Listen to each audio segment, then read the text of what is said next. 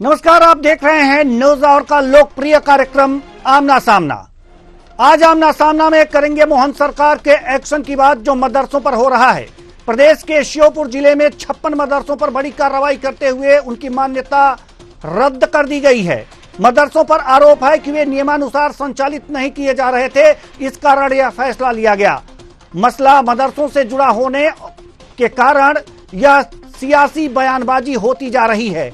इस बार भी मदरसों को लेकर बीजेपी कांग्रेस दोनों आमने सामने है, तो आज इसी मुद्दे पर करेंगे चर्चा। तो आइए शुरू करते हैं तालीम पर ताला।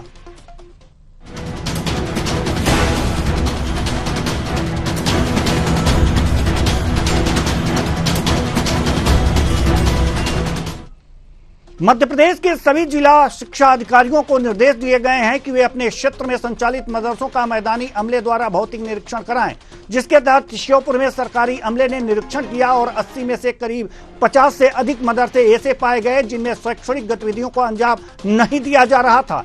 ऐसे में इन मदरसों की मान्यता समाप्त करने का प्रस्ताव मध्य प्रदेश मदरसा बोर्ड को भेजा गया, जिस पर कार्रवाई करते हुए 56 मदरसों पर ताला लग गया है। ऐसे में कांग्रेस यह सवाल कर रही है कि सरकार यह बताए, जब मदरसे बंद थे तो अनुदान क्यों दिया जा रहा था? अगर अनुदान दिया जा रहा था तो उसकी वसूली मंत्री अधिकारियों से हो, उनके खिलाफ आपराधिक प्रकरण भी दर्ज हो। आखिर बंद संस्थाओं को कैसे अनुदान दिया गया, सुनिए।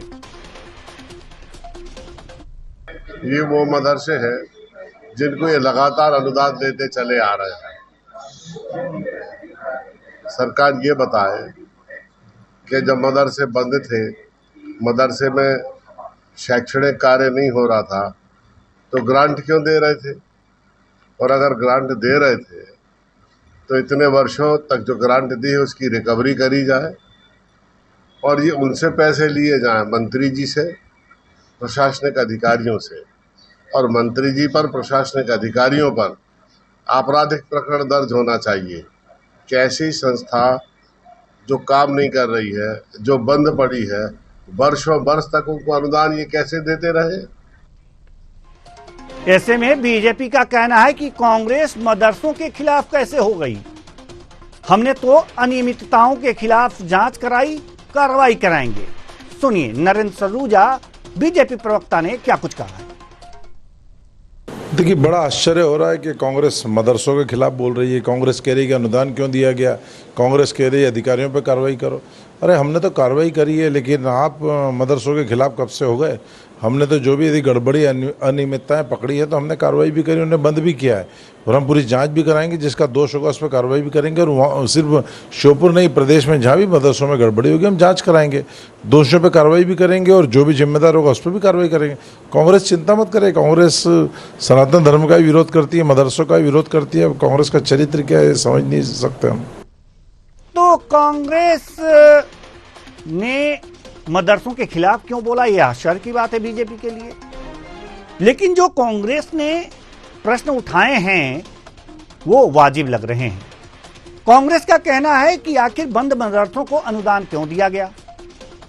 बात सही है, अगर दिया गया तो उस पैसे की रिकवरी हो और किनसे हो? जिम्मेदार अधिकारी हैं और जो मंत्री हैं, इन पर प्रकरण दर्ज किया जाए और साथ ही साथ इनसे वसूली भी की जाए, इसकी मांग की जा रही है। ठीक है, कांग्रेस ने यह मांग की है।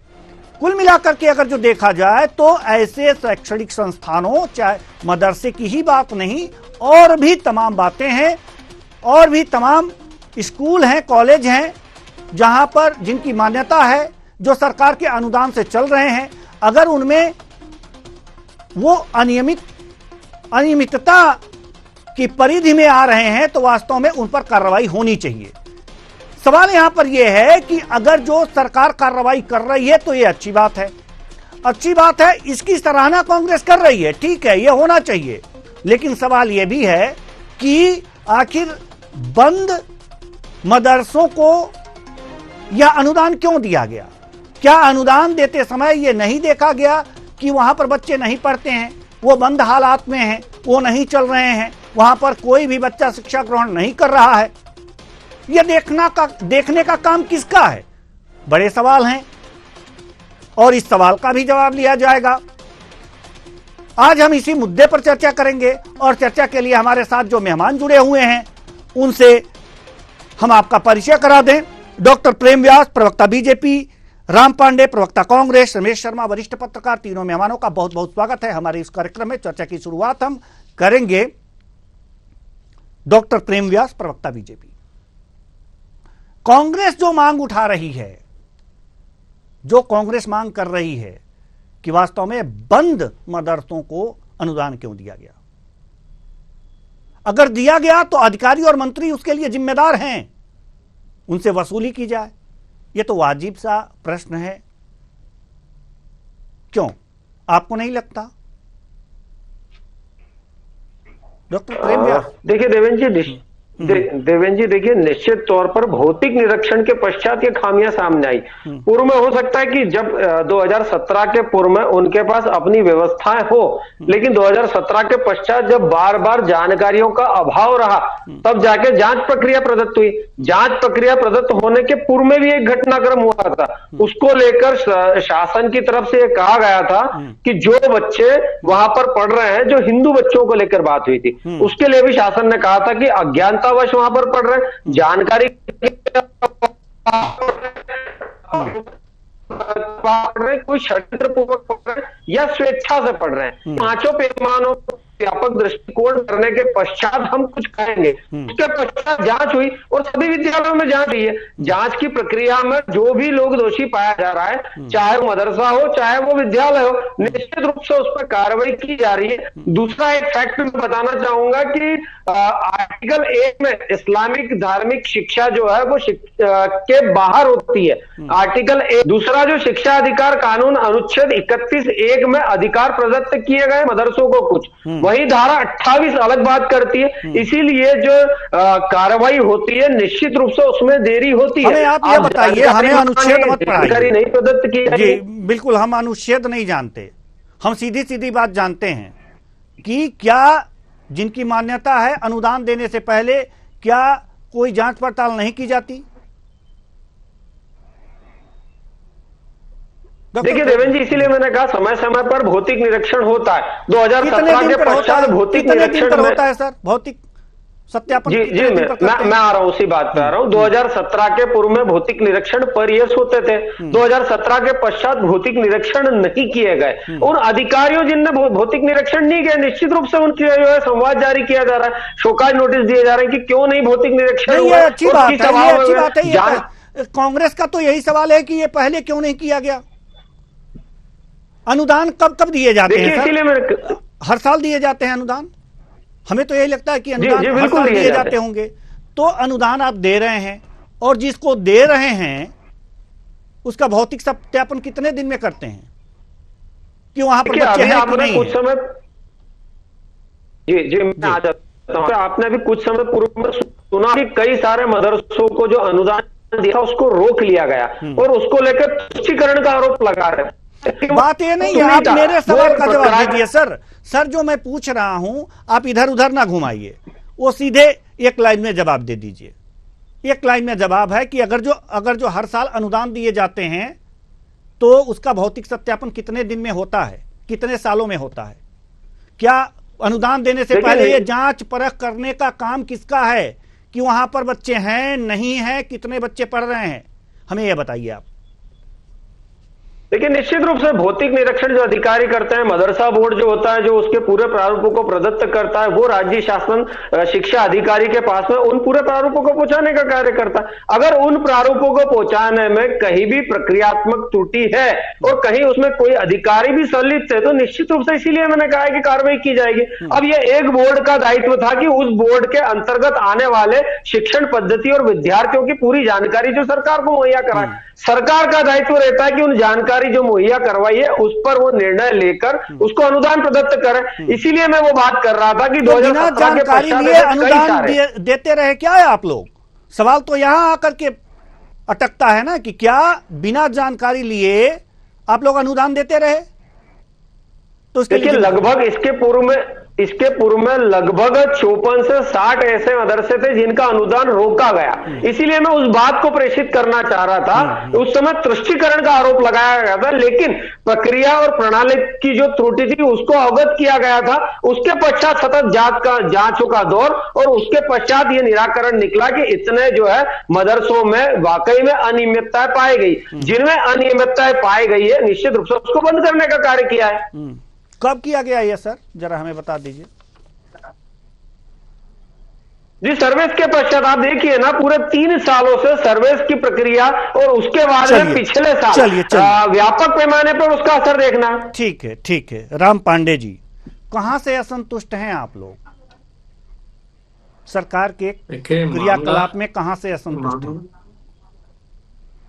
मामला ये भ्रष्टाचार का है, और भ्रष्टाचार का हो या अन्य कोई इस तरह के मामले होते हैं तो भारतीय जनता पार्टी का उद्देश्य रहता है कि भ्रष्टाचार पर चर्चा ना होकर उसको धर्म के एंगल पर ले जाना, हिंदू मुस्लिम पर ले जाना, और वहां से फिर कांग्रेस बीजेपी पर ले जाना। लेकिन जो मुख्य बिंदु होता है उससे ध्यान भटकाने का काम होता है। अभी मदरसा बोर्ड की चर्चा चल रही थी। मदरसा बोर्ड के अध्यक्ष मंत्री हैं स्कूली शिक्षा, तो उन पर कार्रवाई होनी चाहिए ना। और जब भी सरकार पैसा देती है तो पहले भौतिक जांच होती है, और सरकार पैसा एक बार में पूरा नहीं देती है, कई बार 2 बार में, 3 बार में, 4 बार में। और जब भी पैसा सरकार देती है तो भौतिक सत्यापन होता है। भौतिक सत्यापन के लिए अधिकारी की ड्यूटी रहती है। तो जब अधिकारी ने भौतिक सत्यापन वहां किया, इतने सालों से आज के अनुसार मदरसा बंद थे। मदरसा भी एक शिक्षण संस्थान होते हैं, विद्यालय होते हैं, वो बंद थे, तो अधिकारी पर कार्रवाई क्यों नहीं? देखिए, भ्रष्टाचार हमारे प्रदेश और देश में चलता रहेगा जब तक अधिकारी, मंत्री, मुख्यमंत्री पर कार्रवाई नहीं होगी। और भारतीय जनता पार्टी की सरकार की ये विशेषता है कि मंत्री, मुख्यमंत्री, अधिकारियों पर कार्रवाई नहीं होती है, जनता पर कार्रवाई होती है। यदि रोड खराब होती है तो ठेकेदार पर कार्रवाई होती है, इंजीनियर पर कार्रवाई नहीं होती है। कहीं भी कोई भी घोटाला होता है, अभी नर्सिंग घोटाला हुआ, विश्वास सारंग मंत्री पर कार्रवाई नहीं हुई, लेकिन 250 नर्सिंग कॉलेज पर कार्रवाई कर दी गई, सीबीआई जांच बिठा दी गई। सीबीआई अधिकारी भी पैसा खा गए, जो पैसा खा गए उन अधिकारी पर कार्रवाई नहीं, उन पर जांच बिठा दी गई। तो जब तक मंत्री, मुख्यमंत्री और अधिकारियों पर जांच नहीं की जाएगी तब तक ये चलता रहेगा। जहां भी भ्रष्टाचार है हम तो कहते हैं कार्रवाई होनी चाहिए।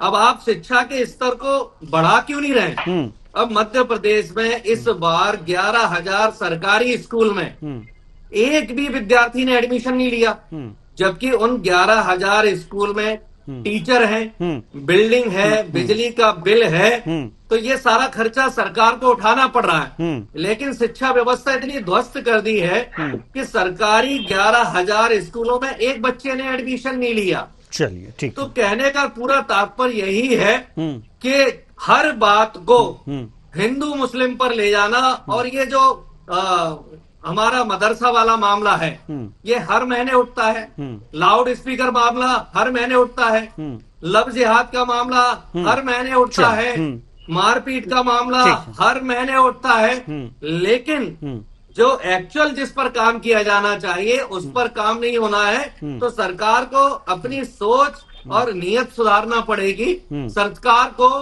सही दिशा में काम करना पड़ेगा। मदरसे में कमी है, बंद होना चाहिए। जहां भी भ्रष्टाचार हो रहा है कार्रवाई होनी चाहिए, लेकिन भ्रष्टाचार के जो जनक हैं उन पर कार्रवाई क्यों नहीं होती है?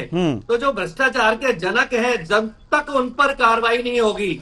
और बताइए मदरसों को, ठीक है, आएंगे हम आपके पास, आएंगे हम आपके पास। 25 करोड़ का आ रहा है। ठीक है, हम आएंगे आपके पास। डॉक्टर प्रेम व्यास आपके पास भी आएंगे। बड़ी देर से हमारे वरिष्ठ पत्रकार रमेश शर्मा जी आप दोनों को सुन रहे हैं, आप दोनों का पक्ष भी इन्होंने सुना है। रमेश शर्मा जी, सवाल यहां पर यह है कि जो कांग्रेस इस बार मुद्दे उठा रही है और जो बात कह रही है उसके बातों में दम तो लगता है, क्योंकि देखिए कोई भी अगर जो अनुदान दिया जा रहा है तो उससे पहले भौतिक सत्यापन किया जाता है कि वहां पर क्या स्थितियां हैं, उसके बाद अनुदान दिया जाता है। अगर अधिकारी लगातार बंद विद्यालयों को, बंद मदरसों को अनुदान देते रहे हैं तो इसके पीछे जरूर कोई ना कोई बड़ा कारण है, और कारण यही, जैसा कि राम पांडे जी कह रहे हैं, भ्रष्टाचार होगा। तो क्या लगता है आपको कि वास्तव में अधिकारियों पर भी कार्रवाई होनी चाहिए? निश्चित रूप से इस मामले में अधिकारियों पर कार्रवाई पूरी होनी चाहिए। ये जो अभी सुनने में आया है, सत्य क्या है ये तो अब भाजपा प्रवक्ता जी बताएंगे और प्रशासन बताएगा। ये जो सुनने में आया है इसमें कई मदरसे तो ऐसे हैं जिन पर घरों का एड्रेस लगा हुआ है, कोई बिल्डिंग अलग से कोई भवन नहीं है, घर के अंदर किसी किसी के एड्रेस डले हुए हैं उसमें। और ये मदरसे 10-10 साल से इनका रजिस्ट्रेशन था, 7-8 साल से तो चल ही रहा है मामला, कागज ही घूम रहा है, 7-8 साल से कागजों की जलेबी बन रही है। तो कुल मिलाकर के जब पहली बार वेरिफिकेशन हुआ तो उन्होंने आसपास के कुछ मोहल्ले के बच्चों को बिठा करके वो करवाया और उसके बाद उनका अनुदान शुरू हो गया।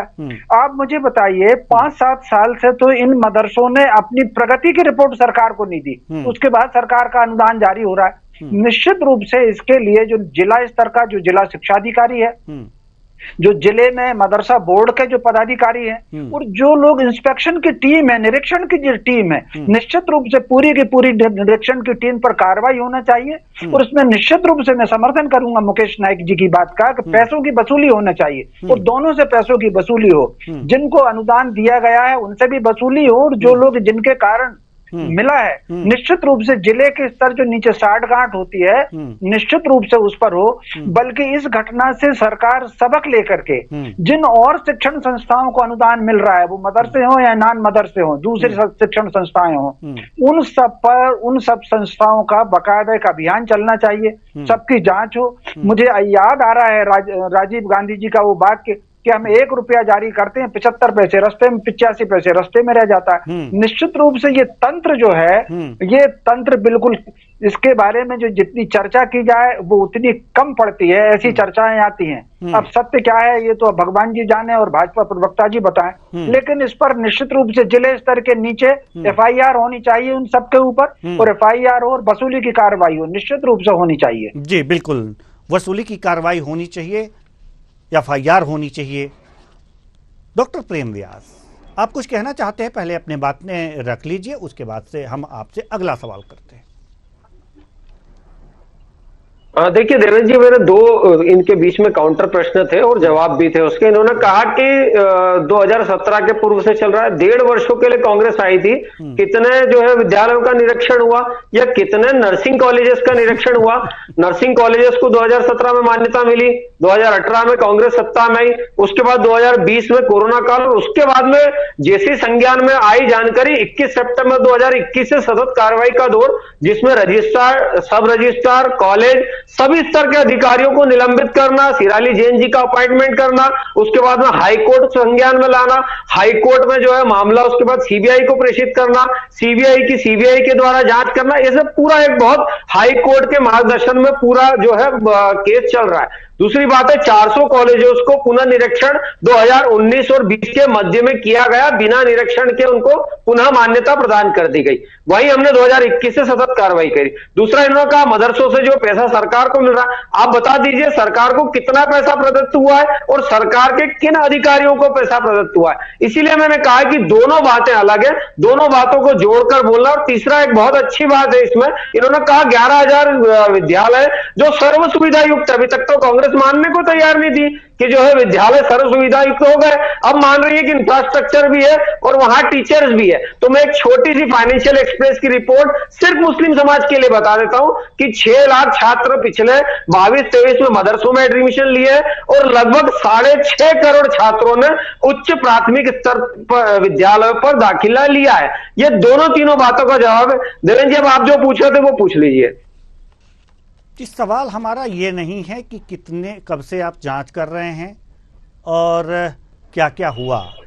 जांच में ये मदरसे, 56 मदरसे जिन पे ताला लगा है, ये अवैध पाए गए। इनमें एडमिशन नहीं था, बच्चे पढ़ नहीं रहे थे, ऐसे ही कुछ अनियमितताएं पाई गई जिस पे ताला लगा। श्योपुर की बात है। सवाल यहां पर यह है कि जब सारी प्रक्रियाएं नियम के अनुसार होती हैं तो अनुदान दिया जाता है। बात हम अनुदान की कर रहे हैं। सर, बंद हो गए, ताला लग गया, यहां प्रक्रिया खत्म नहीं हुई। जनता के पैसे पानी में गए हैं, इसको निकालने की जिम्मेदारी सरकार की है। बताइए, वो पैसे जो अनुदान के रूप में इन 56 मदरसों को दिए गए, उसके लिए जिम्मेदार कौन है और इसकी वसूली आप कैसे करेंगे, पुनः खजाने में कैसे भरेंगे? बाकी और विकास तो आप करते रहिए, उससे मतलब नहीं है। सीधे पॉइंट पे आइए, पॉइंट की बात कीजिए, इसका जवाब दीजिए आप। देखिए, मामला संज्ञान में आने के पश्चात कार्रवाई, अब निरीक्षण अधिकारी जो थे, जो निरीक्षण के लिए रिस्पॉन्सिबल थे, निश्चित रूप से उनको प्रदत्त किया है, नोटिस जारी कर दिए। निरीक्षण पूर्व में कब से नहीं हुआ है, इसको लेकर उनसे जो है मदरसा बोर्ड के सचिव को पत्र लिखना और पत्र के माध्यम से पूरे मामले का ब्यौरा और जानकारी, निश्चित तौर पर सरकार इस ओर अग्रसर है। जो भी अधिकारी, पूर्व में आप 6 महीने का अगर कार्यकाल देखेंगे तो कलेक्टर, रजिस्ट्रार और सब रजिस्ट्रार या आरटीओ इस स्तर के अधिकारियों को भी निलंबित करने का कार्य सरकार पूर्व में कर चुकी है। और अभी भी जीरो टॉलरेंस की नीति के तहत जो भी दोषी पाया जाएगा, जिन्होंने अपना कार्य ठीक से नहीं किया। ये जो 56 वाला मामला है, अब तक 56 वाला जो मामला है, इसमें क्या होगा? इसमें आपने क्या कार्रवाई की है? देखिए, अभी 2 दिन के पूर्व में कार्रवाई प्रदत्त हुई, मैंने इसीलिए कहा है नोटिस जारी होना, नोटिस जारी होने के पश्चात उनके जवाब आना, उसके बाद में विधि संगत कार्रवाई होना, ये तीनों चीजें एक साथ होगी। पूर्व में हमने सोम डिस्टिलरी के लिए बात करी थी, वहां पर हमने कार्रवाई करी, वहां पर जो है अधिकारियों को निलंबित करा, यहां पर भी सेम प्रक्रिया दोहराई जाएगी, ताकि जो वसूली होगी कि नहीं, कानून का लाभ कार्रवाई कीजिए, जेल में डालिए, मत डालिए, बाहर रखिए, अंदर रखिए, कोई मतलब नहीं। वसूली होगी कि नहीं, पैसे पे बात आई है। जनता के पैसे हैं, जनता के पैसे खजाने में जाने चाहिए। वसूली होगी कि नहीं होगी और वसूली का आधार क्या होगा? देखिए, निरीक्षण के पश्चात प्रक्रियात्मक प्रणालियों का प्रयोग किया जाएगा। विधि संगत राय लेने के पश्चात जो है उनसे वसूली किस तरह से की जाती, क्योंकि पूर्व में भी इस तरह की वसूली के लिए नोटिस जारी किए गए थे। अब वसूली के लिए जो कानून का पूरा प्रारूप है, उसको साथ में लेकर निश्चित रूप से जो भी नुकसान हुआ है सरकारी संपत्तियों का या सरकार के पैसों का जो दुरुपयोग हुआ है, निश्चित रूप से इन सभी अधिकारियों को जो है रिस्पॉन्सिबल माना जाएगा। बिल्कुल, और यही होना भी चाहिए, माना नहीं जाएगा। वही हैं, उनसे वसूला जाएगा। राम पांडे जी, हम आपके पास आते हैं। अभी डॉक्टर प्रेम व्यास जी कह रहे थे कि इससे पहले भी वसूली के लिए नोटिस जारी किया गया है। वसूली, आप तो विपक्ष में हैं, बहुत बारीक नजर रखते हैं। वसूली के लिए नोटिस गया है तो वसूली हुआ भी है कि नहीं हुआ है, ये आपको जानकारी बहुत अच्छी तरह से होगी। क्या स्थिति है जो पहले नोटिस जारी किया गया इससे पहले? मैं समझ नहीं पा रहा हूं आप कौन सी वसूली की बात कर रहे हैं, क्लियर करके मुझे बता दीजिए। इससे पहले भी मदरसों पर कार्रवाई की बात डॉक्टर प्रेम व्यास कर रहे हैं और उसके लिए जो पैसे अनुदान दिए गए हैं मदरसों को, उसकी वसूली की भी बात कर रहे हैं। अभी थोड़ी देर पहले ही इन्होंने कहा है जी कार्रवाई हो रही है और उस पर तो आप हमें बताइए कि क्या स्थिति है। जी, जैसे मदरसों की जो घटना है वो आज की है और ऐसा मैंने सुना है, जी न्यूज पर मेरी डिबेट थी, उन्होंने बताया 125 करोड़ दिया गया है। तो ये 125 करोड़ की बात है। अब ये कमेटी बनेगी, कब अधिकारियों पर कार्रवाई होगी नहीं पता, लेकिन नरसिंह घोटाला तो पुराना हो चुका है ना, उसमें भी पैसा खाया गया, यहां तक कि सीबीआई के अधिकारी, उसके लिए हम अलग डिबेट रख लेंगे ना। आप इसकी बताइए, आपको जानकारी नहीं है तो हम एक दूसरे से जुड़ी हुई बातें हैं। ठीक है, बहुत ज्यादा समय भी नहीं होता है ना हम लोगों के पास। नहीं राम पांडे जी, समय भी नहीं होता है, इसलिए एक एक मुद्दे को जो उठाए उसकी तह तक जाएं। तो मैं यही तो बता रहा हूँ, नरसिंह घोटाले पर कमेटी बनी, किसी अधिकारी पर कार्रवाई नहीं। महाकाल घोटाले पर कमेटी बनी, किसी अधिकारी पर कार्रवाई नहीं। कारम बांध घोटाले पर कमेटी बनी, किसी अधिकारी पर कार्रवाई नहीं। तो जब अधिकारियों पर कार्रवाई नहीं होगी, मंत्री पर कार्रवाई नहीं होगी, मुख्यमंत्री पर कार्रवाई नहीं होगी, और पैसा ये जा किसके पास रहा है? मुख्यमंत्री, मंत्री, अधिकारी, भारतीय जनता पार्टी के नेता। अब जिनके ऊपर कार्रवाई करनी है और कार्रवाई उन्हीं को करनी है, पैसा उन्हीं की जेब में जा रहा है, 125 करोड़ रुपए उन्हीं की जेब में जा रहा है जिनको कार्रवाई करनी है। तो ये जो विवाद लाए जाते हैं केवल वोट की राजनीति के लिए लाए जाते हैं। यदि ये 125 करोड़ की जो वसूली है अधिकारी, मंत्री, मुख्यमंत्री से कर लेंगे तो आगे से ऐसी घटनाएं नहीं होंगी। समय बहुत कम है, इसलिए एक सवाल जल्दी से इसका जवाब हम चाहेंगे वरिष्ठ पत्रकार महोदय रमेश शर्मा जी से, कि अभी राम पांडे जी कह रहे हैं कि तमाम कमेटियां बनी और तमाम जांच की कमेटियां बनी, कार्रवाई के लिए कमेटियां बनी। क्या बस कमेटियां बनी ही या कुछ काम भी हुआ? जल्दी से। निश्चित रूप से कमेटियां ज्यादा बनी है और बाकी जो कि अधिकारियों को बचाने की प्रक्रिया है उसमें ज्यादा हुई हैं। तो मोटे तौर पर सरकार कई मामलों में सख्त कार्रवाई करनी चाहिए। और एक आध बार अगर जिस तरीके से आपको अगर याद हो तो एक बार शिवराज जी ने एक IAS दंपति पर कार्रवाई की थी, 1.5 साल तक व्यवस्था ठीक रही थी। मोटे तौर पर सरकार को ये चाहिए कि अधिकारी पर कार्रवाई करें, इसके लिए कौन जिम्मेदार है। ये 56-57 मदरसों का तो मामला सामने आ गया, और प्रदेश भर में और कितनी शिक्षण संस्थाएं हैं, उनकी क्या स्थिति है, उन सबके ऊपर बराबर कार्रवाई होनी चाहिए। मैं समझता हूं कोचिंग पर और अनुदान प्राप्त सारे स्कूलों पर, मदरसों के साथ साथ अन्य स्कूलों पर कार्रवाई की जाना चाहिए। उसी से थोड़ी सी सुधार होगा। जी। अब चूंकि इस चर्चा में बहुत सारे प्रश्न थे जिनका जवाब लेना था, लेकिन समय इजाजत नहीं देता कि हम इस चर्चा को और आगे बढ़ाएं। बहुत बहुत धन्यवाद सभी मेहमानों का, आप आए और अपने अपने विचार साझा किए। तो कुल मिलाकर सरकार एक काम तो बहुत अच्छी कर रही है कि कम से कम जांच करा रही है, उसमें जो अनियमितता पाई जा रही है वैसे वैसे संस्थानों पर, शिक्षण संस्थानों पर कार्रवाई कर रही है, ये अच्छी बात है। लेकिन साथ ही साथ इसका मतलब तब निकलेगा, इसका मूल तब समझ में आएगा जब जो पैसे अनुदान के लिए दिए गए हों वो भी वापस खजाने में आ जाएं। और जब तक पैसे खजाने में नहीं आएंगे किसी भी कार्रवाई का कोई मतलब नहीं रह जाएगा। इसलिए जरूरी हो जाता है कि सरकार कार्रवाई करे और साथ साथ पैसे की वसूली भी करे। तो फिलहाल इस कार्यक्रम में इतना ही, मुझे दीजिए इजाजत, नमस्कार।